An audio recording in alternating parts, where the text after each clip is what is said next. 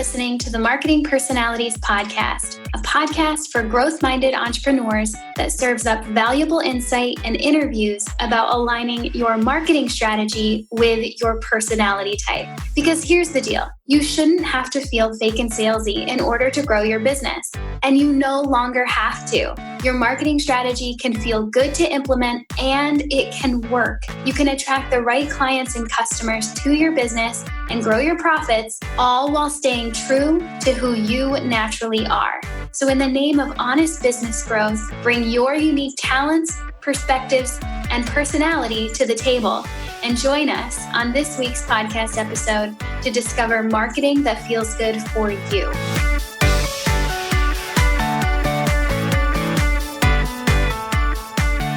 Welcome back to another episode of the Marketing Personalities Podcast. I'm Brit Kolo, and I'm here today with Jacqueline and Minna of The Product Boss. Jacqueline and Minna, thank you so much for being here with me today.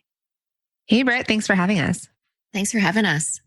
Okay, so this is going to be fun. I don't often get to interview two people at once. I don't know if I've ever done that, actually. So this will be interesting. But I was just on Jacqueline and Minna's podcast, the Product Boss podcast, recently, and they interviewed me like total pros. I mean, I could not believe how amazing they were, both on the mic at the same time, just ping-ponging back and forth this interview. It was so good. So I have no doubt that we'll be able to make this work. So we are here, all three of us are here today to discuss how these two work together as co-founders in their business, The Product Boss, with having exactly opposite personality types. And we're going to get into that. Believe it or not, they literally have no letters in common in their personality types. So we'll dig into that.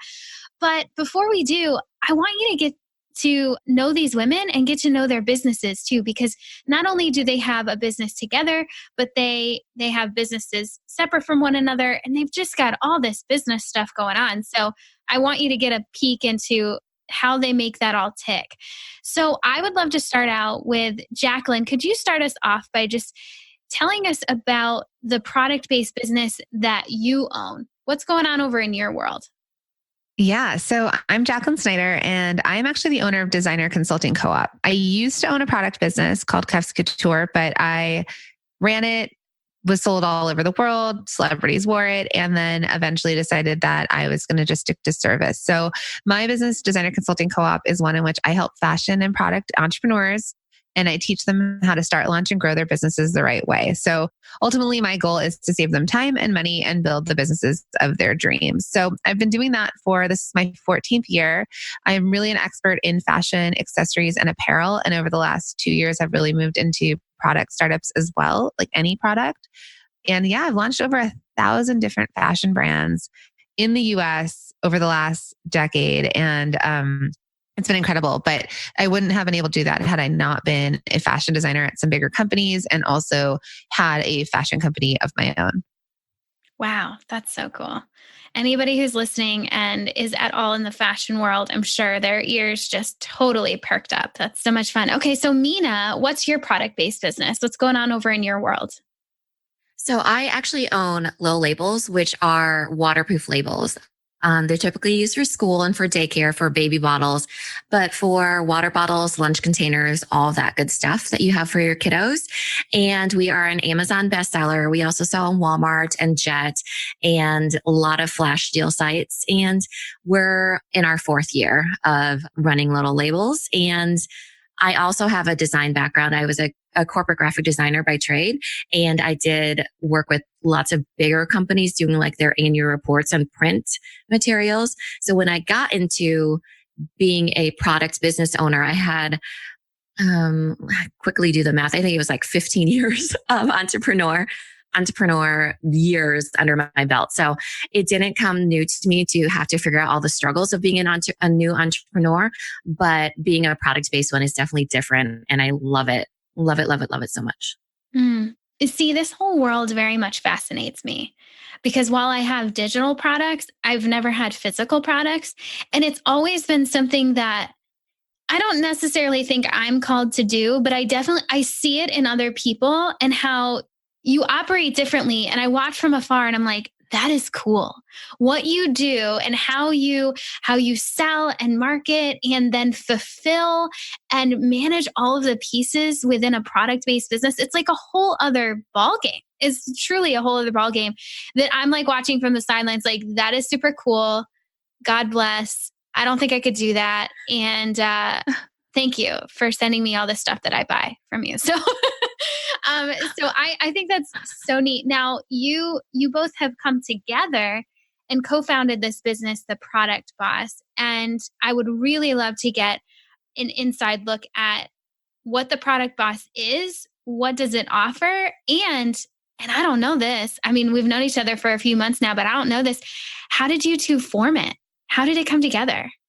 Tell us all the things. Do you want me to tell them our love story or do you? Sure. Sure. I like to say, I never got to online date and it sort of happened with Minna. But so we speak product language from me having, I've had two of my own product companies in terms of fashion, and I've consulted so many, and Minna obviously has had little labels and other companies prior to that. And so we were in a community on Facebook and also through a podcast that we listened to, and it was for highly successful women, making six figures and above.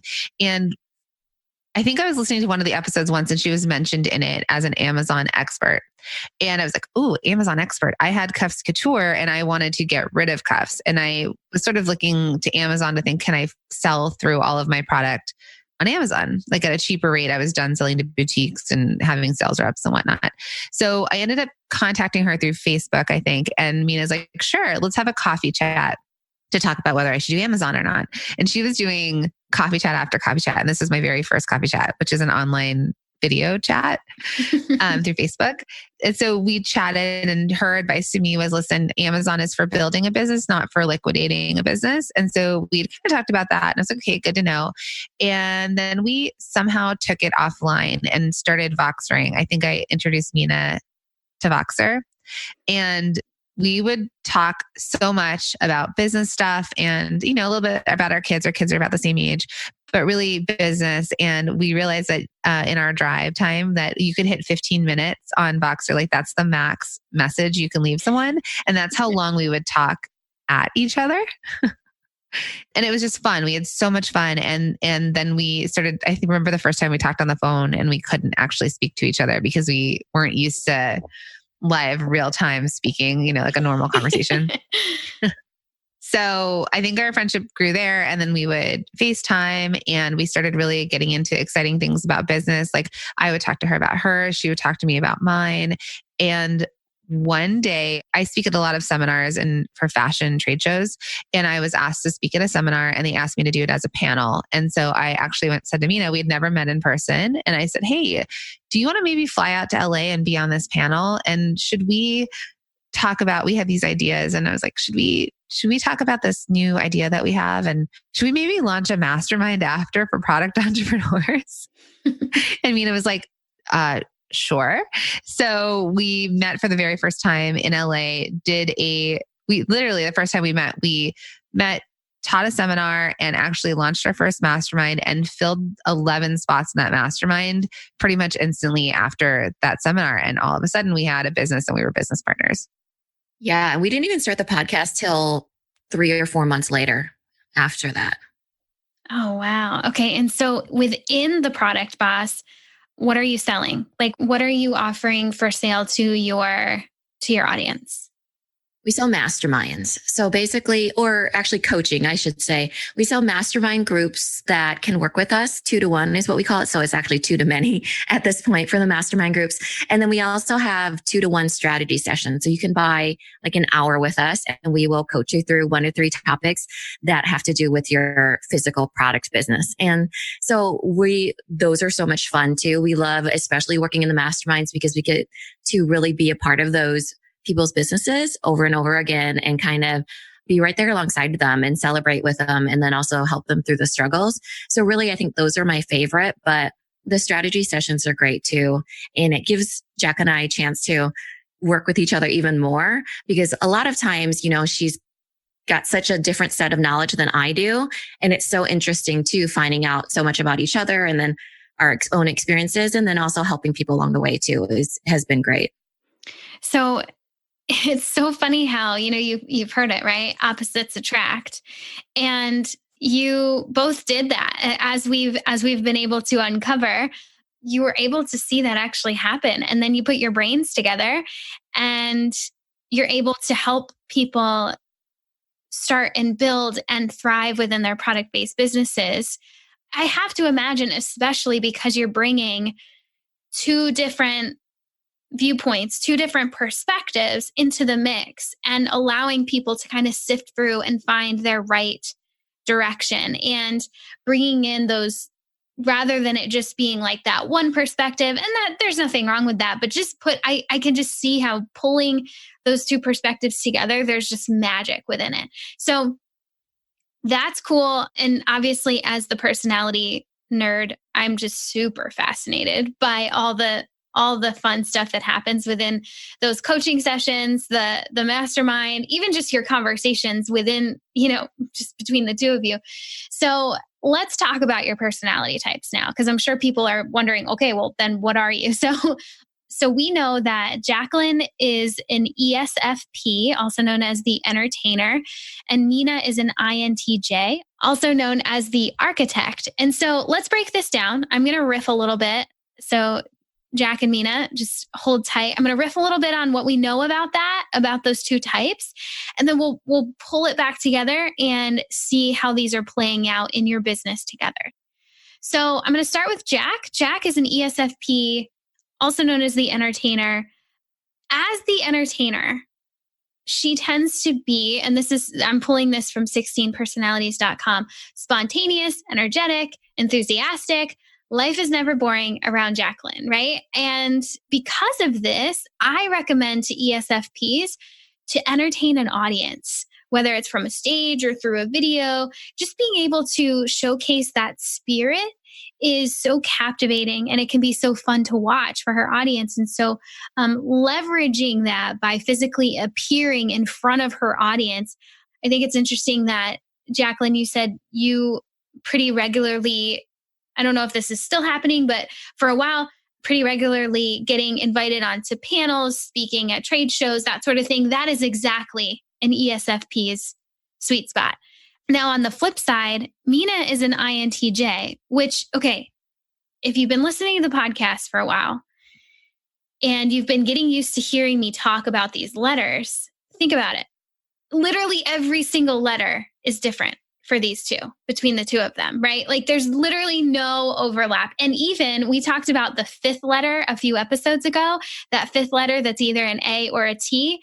They're exactly opposite in those two. I believe, Minna, you're a dash A, meaning assertive, and Jacqueline, you're a dash T, meaning turbulent. So again, total opposites. So cool. So for Minna, she's an INTJ architect. And what we know about that is she's imaginative and strategic. She's a thinker and she's got a plan for everything.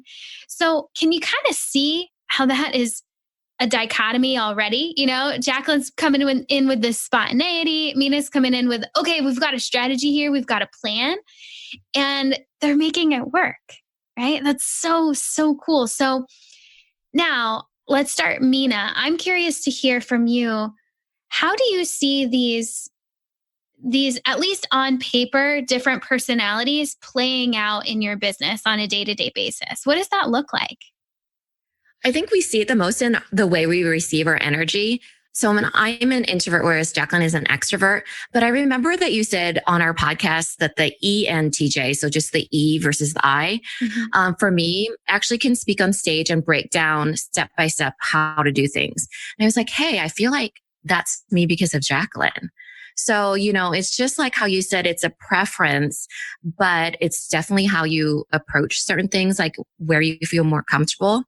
So I think that for us, for myself and Jacqueline, we see the most differences in when we're chatting out our big ideas. So a lot of times Jacqueline really likes to talk about every single idea and how she feels about it and what she wants to do. And then I need to step back and say, okay, now I have to think about it instead of talking about it more. So by the end of it, instead of talking it out and figuring it all out, I actually have to take some time to myself and be like, okay, I can see it now. And it's that time to myself that I'm internally, kind of getting my energy back from having talked it all out, laying down and usually plotting it all out. And then we come back together, and that's when we have the magic happen a lot of times, because at the end of it, we want to make sure that we're having a lot of fun still and also enjoying getting to spend time together, and then also building our business kind of to make it worth the time that we're putting in too. So all of those things I see as like the most thing that we have to keep in mind is the energy and the problem solving. Yeah, that's interesting. Let's talk about that a little bit more. This dynamic of how you can feed off of each other in a way, whereas maybe on your own as an INTJ, it wouldn't necessarily have been real natural for you to jump up, get on a stage or get behind a video and kind of walk through how to do something. But being that you have been able to feed off of Jacqueline's energy, who does that pretty naturally, you're able to get in there and show up that way in maybe somewhat of an ENTJ form. That's interesting. Now that you bring that up, I can see how that if you're open to it, if you're open to that back and forth energy, you can feed off the other's energy and become stronger at what you do. That's cool. I mean, before I met you, I used to say that I was an introvert with extrovert skills. And then when you talked about the personalities, I was like, hey, true that, like that's exactly what I've been trying to say this whole time, is that I could do that. I probably wouldn't without, Jacqueline kind of pushing me, or oftentimes like I am the one to like kind of be like, you go first. And it's like having that person that I'm like, hey, you go first and I'll follow you. And it gives me kind of that safety net, I feel like, that I need. Oh, that is so cool. Brit, I think we met you at Mastermind Live, and it's like a perfect example. So Minna, we all had to introduce ourselves in front of 40 people, and Minna got up first. She was one of the first people to get up with the microphone and introduce herself about what she does and who she is. And the room goes around and it gets to me, and I really had to stop myself from saying, and Minna has also is also this amazing person that has done all the things, right? And so she was a little bit more timid in that when she got up and did it first, let's say before me. And then I don't know if you remember, but at the very end of the 3 days, at the end, when it was like a Q&A time and people could take the mic and talk about their experience or just talk, she had the mic like 4 times. And I was the quiet one sitting back, and she was like, and I was like, wow, like just watching her, she just needed to get into her comfort zone a bit. It took a little bit longer to get in her comfort zone, but as soon as she was the person that was out front with the mic and had that. So it was really incredible, because usually we're together on stage, or together speaking. From being able to sit back and be almost like an audience member to watching Minna, watching her kind of blossom and transform in those couple days. I mean, honestly, if Sarah, who is the host, didn't make us sit separately, we would have been sitting right next to each other probably. So it's probably good that she split us up, I suppose. But yeah, by the end of it, I felt much more comfortable. But a lot of times, because I'm so comfortable with Jacqueline, even if she's across the room and I hear her go first, I've had so much practice of interacting with her and kind of building on her energy that I could have probably done really well. Instead, since I had to go first, I was a lot more timid, and I could feel myself stumbling. I could feel the heat of my body, quite honestly, like, oh my gosh. I was like the second person to go, keep in mind. Yeah. So it was a lot. Yeah, even as an ENFJ, I can completely understand what you mean. And I find it fascinating and really encouraging to hear how that energy can, once you've created that bond with one another, it can really feel safe. I mean, even though you're technically opposites, that opposite nature can end up making you feel safer and not less safe, because you know that you're going to be supported by this other person who's different from you. And so where one place you want to pull back, the other one's going to go forward, and vice versa. I see that now in that example. I can totally see how that could be the thing. Jacqueline, I'm curious to hear, how do you see this opposite personalities thing playing out in your day to day? So I've now said that we make one whole person, like one whole perfect personality together. So I've operated for a long time on my own. And honestly, when I found out that I was the entertainer, I was like, that's weird. I'm not. I really had pushback to it because I actually married an actual entertainer. My husband's an actor. And I always sort of felt like he was the, more outgoing one. It wasn't always that I was comfortable getting up on stage, but I just did it because it was my way of communicating to my customers what I was trying to sell ultimately. So the cool thing with Minna, and you said it actually, that trust, we just innately now have this trust that she knows I know that she's got it, right? So if I Voxer her with this grand idea, she's going to take that idea, break it down, and actually make it actionable, or tell me that that's not something that is actionable right now. And these are the reasons. And I'm like, she's right, because of the way that she is, like that she thinks. And I'm a little bit more impulsive. Like I feel, or I come up with a really big idea and I'm really excited to share it. And then it's like, Minna just innately is like, let's break this down and figure out if it's possible. This girl has written an entire outline for a book in 24 hours. And we had an idea once to write a book. So I also know that if I've always had a lot of ideas, and if I want an idea to be executed on, she is the perfect person for me to actually execute through something. I need that. I can probably tell you instantly once Jacqueline gives me an idea, if it's going to be a genius breakthrough or if it's something that's for the back burner.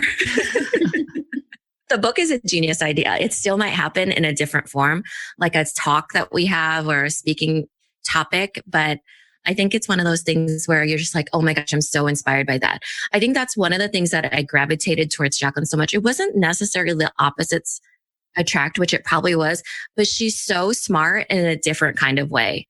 And I really respect people that are so intelligent, but at the same time, brilliant in their own way. And she's so brilliant in a different way than me, and then I'm like, oh my gosh, it turns out I have little pieces of that too, that I could be, her wingman, and other times she's my wingman. And so it works out perfectly, because a lot of times one person is taking the lead and the other person is like, okay, you got this, the cheerleader, basically. And then we just, we help each other out a lot, I think, with covering all the gaps, because I think a lot of times nobody's ever sure of any decision that they're making ever. And, with us, it's like, we can still make those decisions, but be like, okay, I'm 90% sure Minna's or Jacqueline is 90% on board. Let's do this. Feel safer.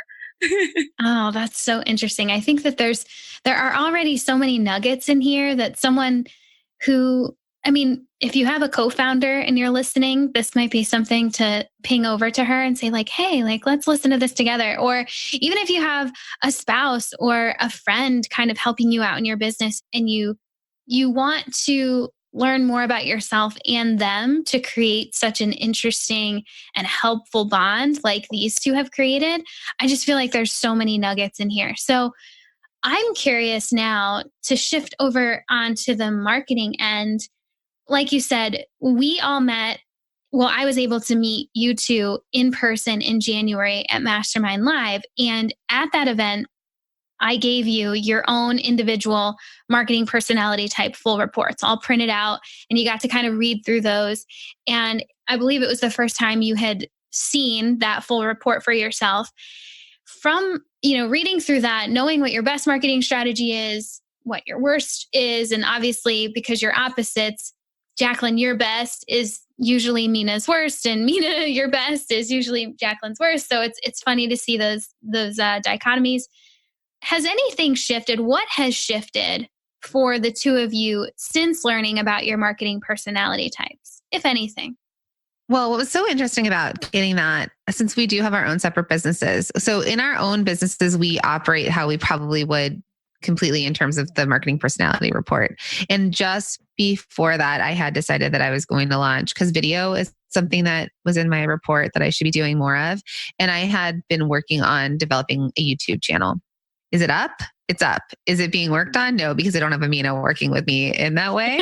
But nonetheless, video was a thing. So I also added video in a little bit more with my sales calls. I already do with my consulting, but just really bringing that to the forefront. Even video in my onboarding of clients, or once I have a sales call, sort of the follow up with them. So I was already sort of using video, and you almost reinforce that. My worst marketing strategy is funnels. And when someone talks to me about funnels, my head feels like it's going to explode because it's too many things, the follow through on it, just the learning curve on it. It doesn't 100% work for me. So I think what was really interesting, because Minna's number one is funnels, right? Mm-hmm. Yeah, that's my number one. And your worst is Video and speaking. so, but she, and this is the thing, let's call it like the podcast part of it. I think the podcast was on my idea of like, hey, Minna, should we do a podcast? And Minna had to like think about it and figure like, can I do this?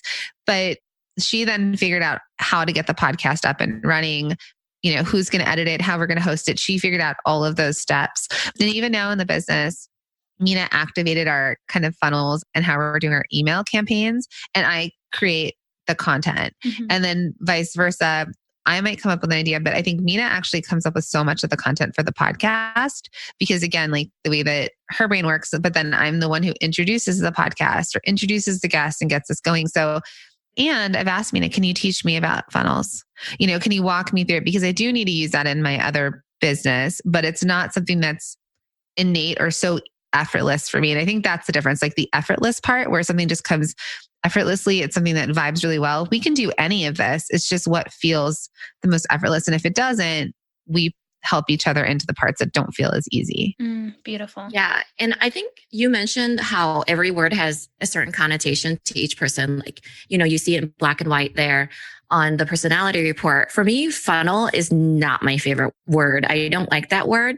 So in my mind, I always have to shift it to like traffic or streams of revenue instead that have a path. Because for me, funnels, I just associate that with such sleaziness, I guess. Yeah, I totally get it. I so understand. I've been kind of shifting my language over to like customer journey because that's what it is. It's just, but also the word funnel is used so often, but I totally understand. Right. It's just like how people are starting to get a feel like the word authenticity might not be as authentic as when you're using it. Yeah. So I think for me, that was my initial gut reaction. But ultimately, I try to figure out how many paths or points, I call them touch points, that I can have with a customer and where I can lead them. Essentially, is that a funnel? Yeah, it is. Do I call it that? Or do I think about it that way? No, I don't, because I don't like that word. But yeah, that's what I do try to do a lot of times. And that's what I've done with the labels. I mean, I'm a big proponent of not having everything in one basket. And oftentimes I will try to learn as much as I can about a certain platform and then figure out how it could be best used. Because at the end of the day, we only have 24 hours in a day. So usually it's like, yes, I'm doing this, or no, I'm not doing it. But even for the podcast, I don't know if Jacqueline remembers this, but when we first started, we actually, because there's two of us, always have video on, even if there's a third person. It took a while for me to get used to having her on video with me when we first started. This is just a matter of having practice of being able to speak to somebody as you're talking to them and also teaching something. I mean, they're the only person there with you. Mm-hmm. So it's like very intense sometimes. And then it was like a lot of good practice being on Voxer because it made the podcast really easy because a lot of times we're talking about huge things. And then since we're explaining it to each other, we're either breaking it down or she's talking it out. And then by the end of it, we have a really good podcast episode because we're literally just talking out things that we normally would anyways. Yeah. It's always interesting to me just to identify and watch one person utilize their personality type. It's exponentially interesting when there's two people working together. And I think if I had to kind of theme all of this, it's really this back and forth and this blending. Like from my perspective, you both have perfected over time this blending of what feels good, what doesn't feel good. Let's find the things that we might overlap in. And at the end of the day, stay in our own lanes, but continue to do it together and commit to that back and forth all the time. That's a beautiful relationship. And it doesn't really surprise me because I watch what you do in the Product Boss and it's just always consistently so good and so helpful. So thank you for all of that. I'm curious to land the plane here. What would you say to two co-founders? They're listening right now. What would you say to them about learning about their respective marketing personality types and then bringing them together and just going about kind of that blending process? One big thing, no matter what, is defining roles. So understanding, and I think the personality tests, we've taken several of them and we were so excited to find yours, which is why we've been such supporters of it for even our clients and our listeners. But defining roles and figuring, Mina and I did a whole list of what's easy, what we like to do, what we don't like to do, right? So the things that maybe we were doing as a small business, but the things that we would eventually like to get off of our plate. And then identifying the things that we're good at, and then saying, okay, that's what you're going to do. So for me, you'll see, I'm really impressed because Mina kill it on Instagram. But at some point, I was the one who was supposed to be the face on Instagram in terms of talking. And you will see me talk a little bit more in the stories and in video. You won't 100% see Mina in front just chit-chatting with a screen, but she'll post. She's really great at knowing what she's posting. And, people are posting us and reposting it. So you can share responsibilities if you want, if everybody feels like they need to be on the same platform, or you can split them up knowing what you work well in and say, this is where we're going to divide it out. And if there's stuff that doesn't work, then get someone to help you eventually when you can. And I would say that the same in a relationship. I think about my husband and I, we're both extroverts and we have, some similarities and some not. So there's going to be things that we are not strong in together as a partnership. So that stuff is where we're going to have to, if we can, hire that part out or get support in that way, or realize that is a gap. And we're able to do that by, he took the test too. So by taking the test and knowing what his personality is, and then we don't have to market as a couple, but as just a couple getting together, we need to know about our personalities. Yeah. And I think for me I think it has to stay fluid. Yeah. One thing that works with myself and Jacqueline a lot is that we're always talking about what she was saying, roles and responsibilities. It's not such a black and white thing where you get a report and you're like, well, this is your strength and this is my strength and let's divvy it up and then we can run with it. It's definitely a constant conversation that we're having because our lives are so chaotic. Our goals constantly change. Our children are constantly growing. And then our personalities too, we change and evolve ourselves, and then our other businesses too. So I think it has to stay fluid, and it has to be where you're constantly re-engaging each other into that conversation. What do you like to do? What don't you like to do? Where do you see this going? Where do you not want to see it going? How many hours are you planning on dedicating to this in this season, right? Because we all have to pivot with every season. So I think we've been really good about that because we stay involved with each other so much, and we still have roles, but at the same time, we're really fluid with all of it. Even with our other businesses, for instance, I don't want anybody to go away thinking that they need a partner that fills up the gaps for them. You can be successful no matter where you are and what you're doing. Jacqueline and I are successful in our other businesses. It's just being able to know what your preference is and maybe being open to the other side of it. And then also, open to the other side of it for inspiration. Jacqueline inspires me so much. And also she leads me on a trail of things that sometimes maybe I shouldn't consume the ideas. But that's the thing is you get all of it, right? Mm-hmm. You can have the inspiration, but at the same time, it's maybe it's too many ideas. So don't go to looking for somebody else to fill in the gaps for you. I would say don't put that kind of pressure on them. I'm not going to Jacqueline to be hey, you need to come up with all the ideas and all the inspiration and pull me in and inspire me and fill my gaps. That's totally not something I want to put on her. So it's just I think you just have to see where your gaps are and then find people that might fill that. If it's a collaboration, if it's a co-founder, if it's just a coffee chat, I think there's lots of ways to do it. Man, I could not agree more. I mean, it's so important to be fluid here. I love that you made that point. I don't have a co-founder, but I do have a husband, and I can see how, and that is true in any relationship. And this whole personality type stuff, it's not an exact thing. It's not just because you're an INTJ means you're always and forever showing up as an INTJ. And it's a sliding scale.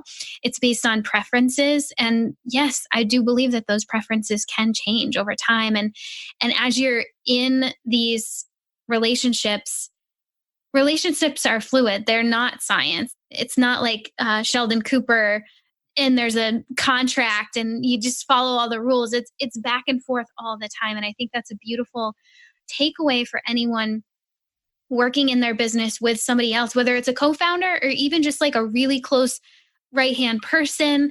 You're the visionary, they're the integrator. Maybe you're the integrator, they're the visionary. Whatever that relationship looks like, it's a fluidity that makes this work. So beautiful, beautiful. I love that advice.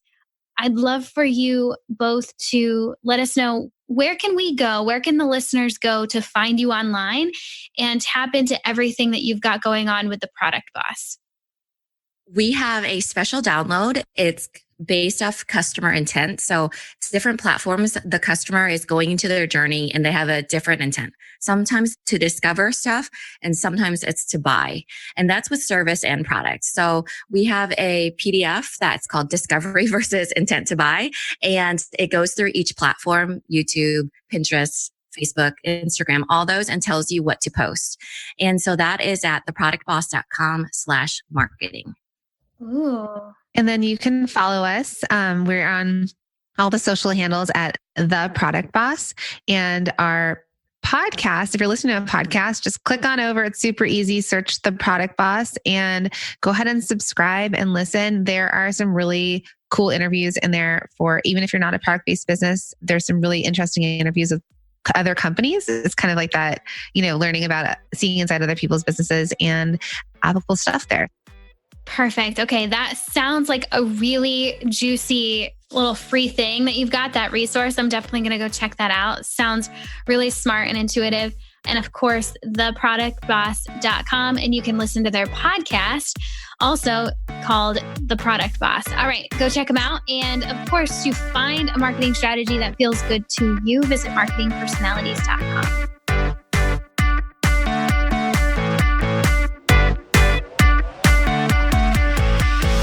Thanks for listening to this episode of the Marketing Personalities Podcast. Now it's time to connect your marketing strategy to your personality type. Go to marketingpersonalities.com/MPP to download your marketing personality type full report. Use the code MPP at checkout to get $10 off. And that's a super special code for podcast listeners as a way to say thank you for being here.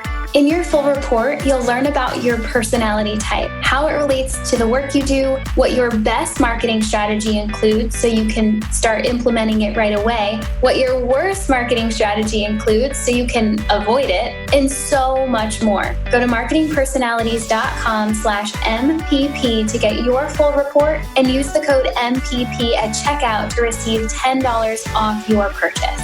And one more thing before you skip on to the next podcast. Would you please share this episode with your entrepreneur friends who also need to feel good about their marketing strategies? Take a quick screenshot of your podcast app right now and share it out via text, Facebook, or my favorite, Instagram. Remember to tag me at Marketing Personalities in the photo so I can be sure to send you a huge high five and thank you for sharing the love.